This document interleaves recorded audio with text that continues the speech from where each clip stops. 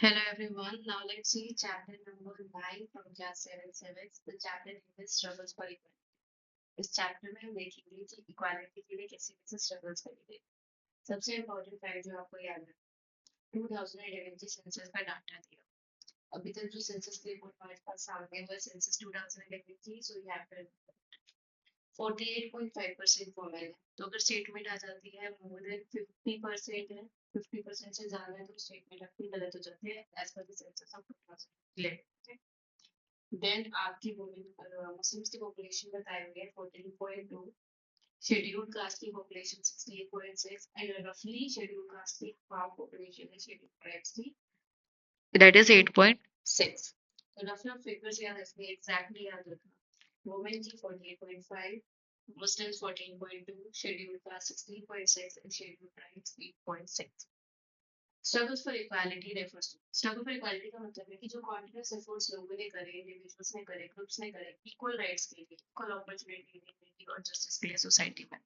देखो ऐसा नहीं है कि स्टार्टिंग से जो सोसाइटीज थी वो इक्वल थी। इवन आज के टाइम पे हम देखते हैं कि इक्वल राइट्स अवेलेबल, चाहे हम वुमेन और मेन के कंटेक्स्ट में देख लिया, डिफरेंट क्लासेस के बीच में देखें।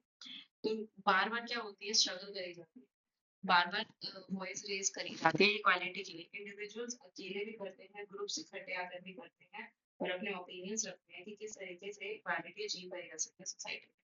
ये स्ट्रगल अराइज होती है क्योंकि इनइक्वालिटी जो है वो तीन बेसिस पे देखी जा सकती है: caste, gender, religion, class, disability, economic status. इन सब बेसिस पे हम देखते हैं कि इनइक्वालिटी होती है सोसाइटी में। अगर ये फैक्टर्स आ जाए तो हाँ, ये सारे फैक्टर्स भी है, इसके अलावा और भी फैक्टर्स हो सकते हैं। तो उन सब चीजों को आपको क्वेश्चन के बेसिस में सॉल्व करना। Examples: movement against caste discrimination, caste discrimination को स्टॉप करने के लिए, कास्ट बेस्ड इनजस्टिस को, कास्ट बेस्ड इनइक्वालिटी को रोकने के लिए बहुत सारे मूवमेंट्स लॉन्च हुई हैं। वुमेन भी अपनी राइट्स प्ले करती हैं, इक्वल वेजेस के लिए मैंने वुमेन भी फाइट करते हैं एंड लेबरर्स भी फाइट करते हैं। राइट टू एजुकेशन की सभी को अधिकार है एजुकेशन का, चाहे वो किसी भी कास्ट या क्लास से बिलोंग करता हो। Right to persons with disabilities. We have seen that earlier क्या होता था, जो स्कूल्स थे, कॉलेजेस थे या फिर से जो पब्लिक फैसिलिटीज थी वहाँ पे वो डिसेबल्ड फ्रेंडली नहीं होती थी। देन व्हाट हैपेंड, जो डिसेबल्ड पीपल थे, स्पेशली प्रिविलेज्ड लोग थे, उन लोगों ने क्या किया, फाइट किया कि हम लोगों के लिए भी आपको अपॉर्चुनिटीज प्रोवाइड करनी चाहिए। फॉर एग्जांपल अगर मेट्रो है तो हम देखते हैं क्या मेट्रो में ट्रांसपोर्टेशन इस तरीके से किया हुआ है that if someone is blind then they can also transport freely. So इस तरीके से जो स्टेप्स लिए जाते हैं, क्यों लिए जाते हैं, जब ये फाइट करते हैं इक्वालिटी के लिए। इक्वालिटी एसेंशियल ह्यूमन सोसाइटी में। देखो इक्वालिटी इसलिए इंपॉर्टेंट है क्योंकि ह्यूमन डिग्निटी को प्रोटेक्ट करता है, मेंटेन करता है, इंश्योर करता है कि जस्टिस मेंटेन हो। जहाँ पे भी इक्वालिटी की बात आती है वहाँ पे बात जस्टिस की भी आती है। अगर इक्वालिटी प्रोवाइड होगी तो उससे क्या होगा, जस्टिस एटेन होगा। ठीक है। सोशल हार्मनी बढ़ती है, भाईचारा बढ़ता है, डेमोक्रेसी अचीव होती है, इक्वल अपॉर्चुनिटीज मिलती है सबको और डिस्क्रिमिनेशन कम होता है। कॉन्स्टिट्यूशनल प्रोविजंस हमारी जो है इक्वालिटी की, वो है आर्टिकल 14 से आर्टिकल 18 तक, जो हम पहले चैप्टर्स में कवर कर चुके हैं। But you have to remember article 14 से आर्टिकल 18 के जो फंडामेंटल राइट्स है वो आपके राइट टू इक्वालिटी। डेमोक्रेसी का मतलब क्या होता है? डेमोक्रेसी का मतलब होता है government by the people, of the people and for the people. वो सरकार जो लोगों ने बनाई है, गवर्नमेंट बाय द पीपल, वो सरकार जो लोगों ने बनाई है, लोगों से बनी है और लोगों के लिए बनी, सिटीजंस के लिए बनी सोसाइटी की। डेमोक्रेसी का मतलब है कि सभी के पास इक्वल पॉलिटिकल राइट्स होंगे, किसी के पास ज्यादा वोटिंग राइट नहीं, किसी के पास कोई कम वोटिंग राइट नहीं है। 18+ लोग जितने भी है हमारे कंट्री में वोट कर सकते हैं। इक्वल वोटिंग राइट्स है, इक्वल पॉलिटिकल राइट्स है। अगर आप चाहते हैं इलेक्शंस में खड़ा हो तो आप भी हो सकते हो, कोई भी नॉर्मल सिटीजन जो है इंडिया का इलेक्शंस में खड़ा हो सकता है, पार्टिसिपेट कर सकता है। Then participation in decision making, जो भी डिसीजंस लिए जाते हैं उसमें हमारा पार्टिसिपेशन भी होता है। फॉर एग्जांपल अगर कोई बिल है वो पास करना है तो उस पर डेलिब्रेशन एंड डिस्कशंस होते हैं एंड इफ नेसेसरी तो वो जनरल पब्लिक के लिए भी ओपन किया जाता है कि वो अपने ओपिनियंस रख सकते हैं। Then accountability of the government, government को अकाउंटेबल ठहराया जाता है, जवाबदेह होती है गवर्नमेंट। अगर कोई स्टेप लेती है गवर्नमेंट जिससे कि लोग खुश नहीं है, then they have to face the outcome. Democracy create करती है अपॉर्चुनिटी, डेमोक्रेसी से अपॉर्चुनिटीज देती है लोगों को कि वो फाइट कर सके पीसफुली इक्वालिटी के लिए, कि जो पीसफुली आप अपनी बात रखें कि आपको इक्वालिटी चाहिए। सोशल मूवमेंट्स का मतलब क्या है?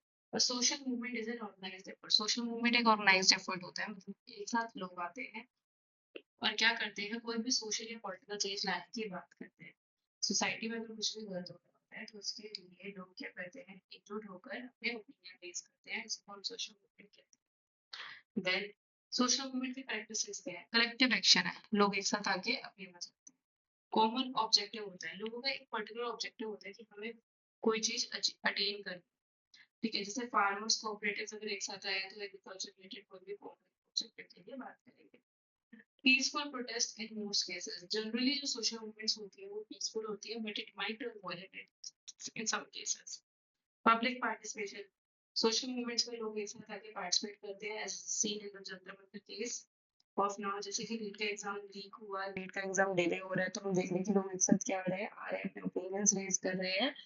So this is an example of social movement. Long term change की बात करते हैं, इसमें हम एग्जांपल देख सकते हैं, जैसे कि एनवायरमेंटल मूवमेंट्स होती है, तो एनवायरमेंटल मूवमेंट्स में लोग क्या करते हैं, ट्रीज को सेव करने की बात करें कि अगर ट्रीज सेव होंगे तो वो क्या होगा, उससे बहुत लॉन्ग टर्म चेंज आएगा, जो हमारा इकोलॉजिकल बैलेंस है वो मेंटेन।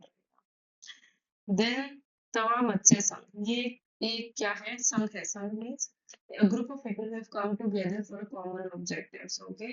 एक संघ की बात करी जा रही है, group of people who have come to save Tawa river. वो क्या रहा था कि तवा डैम बनाया गया मध्य प्रदेश में, this is important. Tawa dam, dam कहाँ पर है, मध्य प्रदेश में।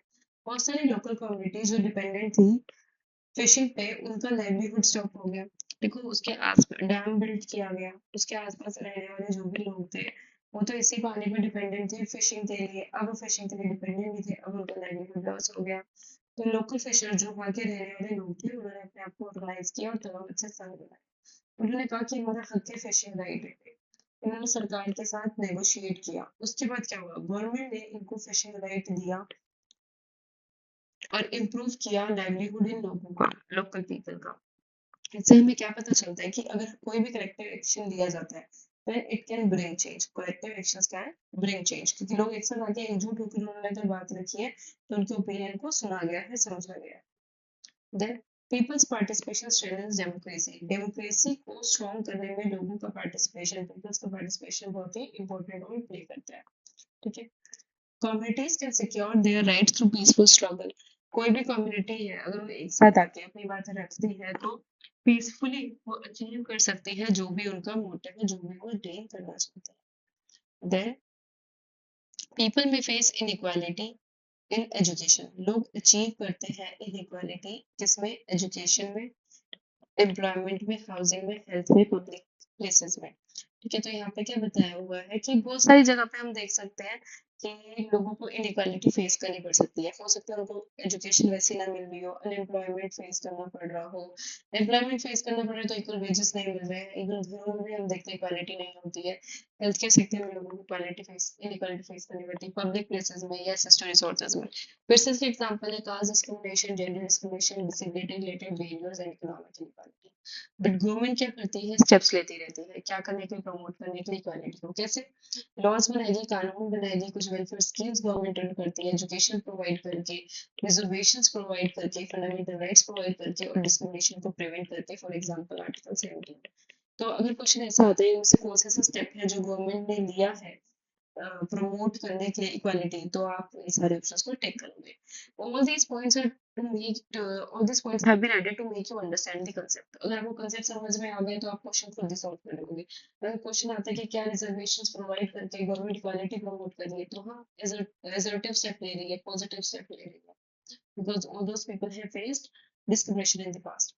Then civil society include, civil society से आप क्या समझते हैं। सिविल सोसाइटी में NGO, self help groups, trade unions, cooperative, community organisation etcetera, ये सब आ जाते हैं और इनका क्या मेन मकसद है, ये क्या है। आप जैसे आप एग्जांपल देख रहे हैं, आपको समझ में आ रहा है, ये ग्रुप है कुछ लोगों का, ये ग्रुप ऑफ पीपल है और इनका एक कॉमन ऑब्जेक्टिव होता है।